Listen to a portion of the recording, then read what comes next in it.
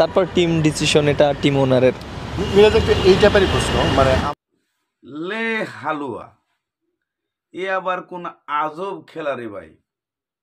Fortune Barishal, যাইতে শাল আর আইতে শাল, ফরচুন বরিশাল। এখানে তামিমকে থুইয়া মেহেদি মিরাজকে অধিনায়ক করতে চাই, এটা কি আদৌ মানায় রে ভাই? আর তো মাথা খুব গরম। আর পরাণ প্রিয় আর কাছের তামিম ইকবাল, উনি নাকি কইছে যে মেহেদি তুই অধিনায়কগিরি কর। আচ্ছা, এটা কি আদৌ সত্য কথা?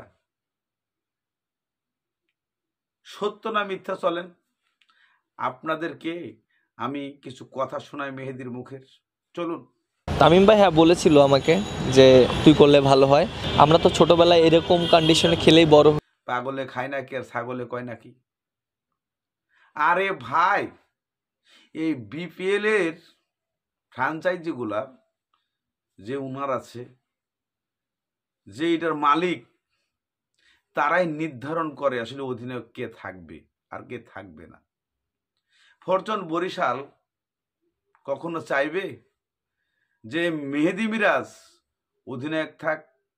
কেননা যেখানে বাঘা বাঘা প্লেয়ার রয়ে গেছে, যেখানে মুশফিক দাদা রয়েছে, মাহমুদুল্লাহ রয়েছে এবং তামিম ইকবাল রয়েছে, এদের কি রাইখা মেহেদিকে কেন দিবে? কি কারণে? এই প্রশ্নটা আমার আপনাদের কাছে। দর্শক, মেহেদি মিরাজকে যদি অধিনায়কত্ব ফরচুন বরিশাল দিয়ে দেয় তাহলে কি ঘটতে পারে এবং কি হবে?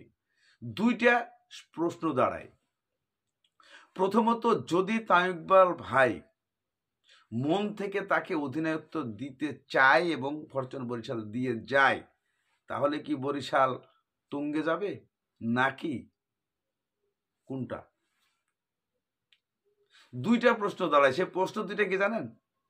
হতে পারে তামিম ইকবাল নিজের যে কোনো কারণে তাকে হয়তো দিতে চাচ্ছে, যে যদি মেহেদিকে দেয় তার পাশে সাপোর্ট করবে তিনজন লোক। প্রথমত তামিম ইকবাল, দ্বিতীয়ত মুশফিকুর রহিম, তৃতীয়ত মাহমুদুল্লাহ রিয়াদ। বিজ্ঞ বাঘা বাঘা তিনজন লোক এই দলটাতে আছে।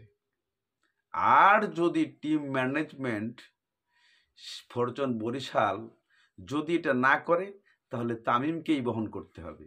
দর্শক, আপনাদের কাছে প্রশ্ন, ফরচুন বরিশালে কারা চান যে তামিম ইকবাল ভাই অধিনায়ক হোক, আর কারা চান না তামিম ইকবাল অধিনায়ক না হোক, আর কারা চান মেহেদি মিরাজ অধিনায়ক হন? অবশ্যই কমেন্টের মাধ্যমে জানাবেন।